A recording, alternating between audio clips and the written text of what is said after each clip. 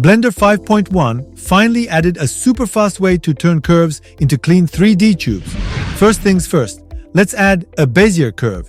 Press Tab to switch to edit mode, select the control point and E to extrude. Switch back to object mode, then add a curve to tube modifier to this curve. Right away, Blender converts the curve into a clean mesh tube. This scale value controls the overall tube thickness.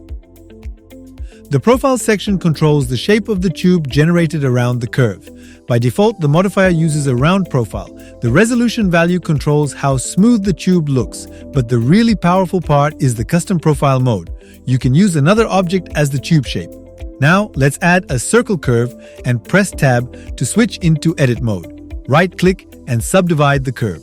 Then select the control points and customize the shape however you like. Once that's done, go back to object mode and select the main curve. Change the profile mode to custom, then use the eyedropper tool to pick the customized curve. As you can see, the new tube profile now follows the shape of the customized curve. The Shade Smooth option smooths the surface shading to make the tube look softer.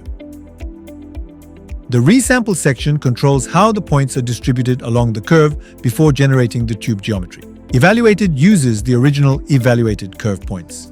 Auto mode automatically adjusts the point distribution for smoother results. The scale value acts as a multiplier for the automatically calculated resample length.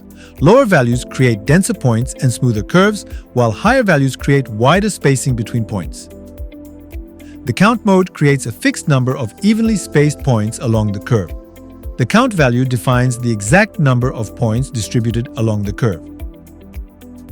The length mode distributes points based on a specific segment length value. The length value controls the distance between each point along the curve. The cap section controls how the open ends of the tube are closed. Flat closes the tube with a flat surface. Rounded creates a smoother rounded cap. Custom lets you use another object as the cap shape.